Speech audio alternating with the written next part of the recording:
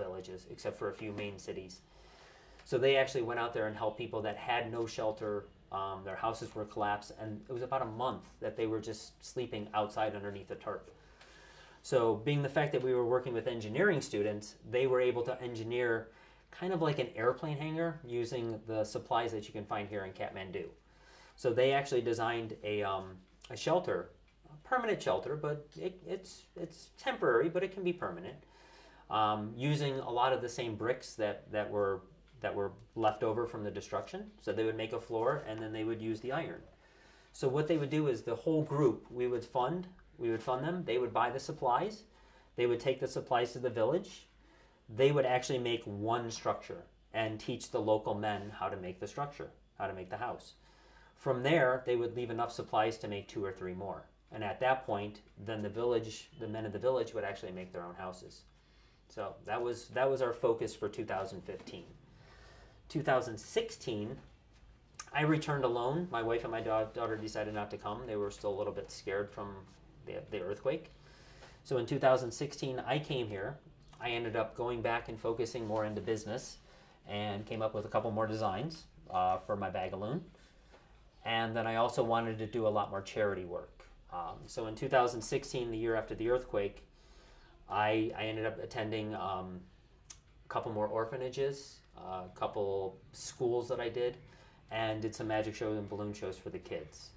Because after a whole year of living with this, it's a lot. It was a lot just for the 3 days that we were here. I could not imagine being here for a whole year afterwards and not being able to leave. They were trapped. This is their house. This is their country. They cannot just go somewhere else. I don't live here, so I had the freedom to leave and then to come back. So I really wanted to focus on that. So did a lot of charity work, did a lot of magic shows, balloon shows for the kids, and then also focused on my balloon products.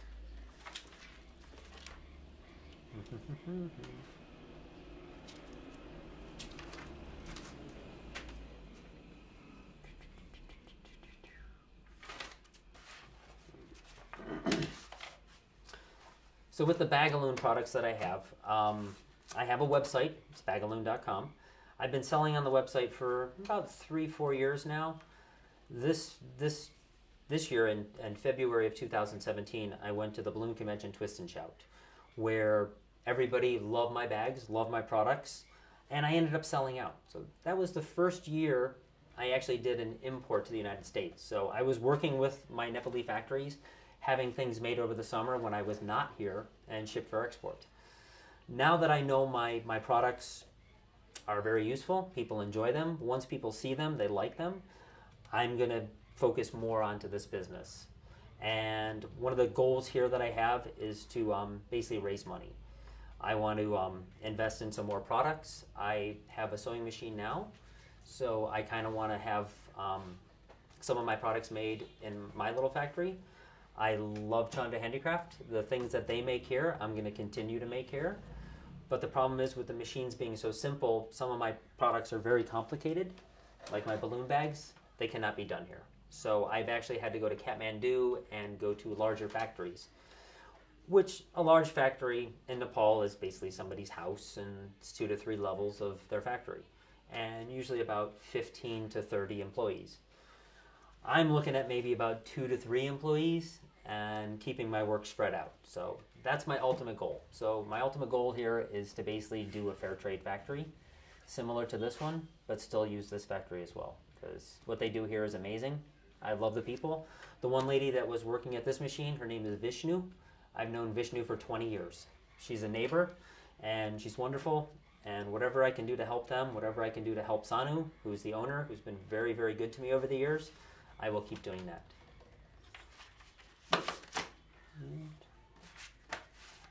that may be... I might have enough there. Let's see.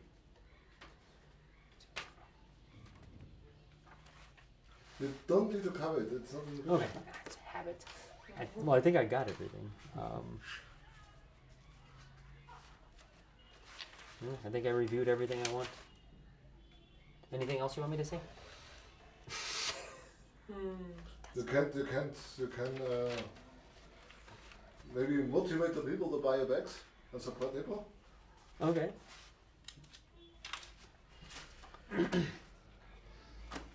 So all my balloon bag products are made in Bhaktapur, Nepal.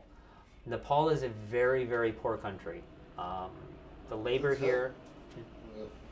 So loud. It's a motorbike. It's okay. Enfield. Okay, so again. Okay. So one of my main goals in Nepal, not only to bring really good balloon products to balloon twisters around the world, but to also help the Nepali people.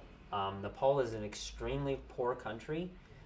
Where it's located, it's in the middle of the Himalayas. It's right in between India and China.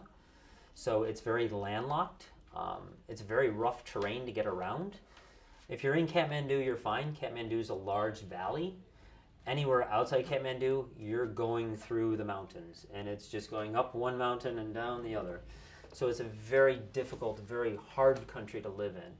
Living in the city, of course, is a little bit easier, but the villages, the village life is very difficult. So the goal here is not only to help balloon twisters with some really amazing products at reasonable prices, but to also help the Nepali people. And once I get this kind of set up, another thing that I've been doing is I've, of course, been doing the volunteer work.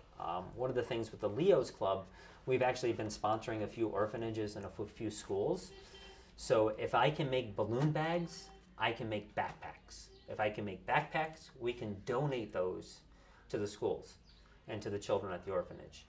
So not only will the profit help me a little bit, the profit will also be returned in donating supplies and donating things that the Nepali people need. So I'm very passionate about this thing. It's not just about the balloon bags. It's about the country. It's about the people. It's about helping people, helping poor people, helping orphans. I actually currently work with 3 different orphanages now that I've been doing magic shows and balloon shows for the past few years. One of the things I would like to incorporate, if I do have my own machines, is kind of have a small training center. So I can actually bring 1 or 2 of the kids from the orphanage, maybe starting around age 14, 15, and teaching them tailoring skills. Whether they work for me or not in the future, that's beside the point. They will have a skill. As long as you have a skill, you can make a living here. And having a skill is very, very necessary. They may not have the greatest education, but as long as they can make bags, if they can learn how to make suits, shirts, there are so many tailors in the area that it's one man and the ground floor of his house, and that's his shop, and that's all he does. The guy that's been making my clown jackets, clown pants, clown shirts, his name is Nauden. I've been using the same man for 15 years, and that's it. He has his own house, and the ground floor is basically he just has 2 sewing machines and some fabric, and that's how he makes a living. So if I can do that and I can help a few people starting very young and get them a career and keep doing that, I can change the world. Starting with Nepal, but maybe I'll go bigger. Namaste. All right, that's a good ending to that one.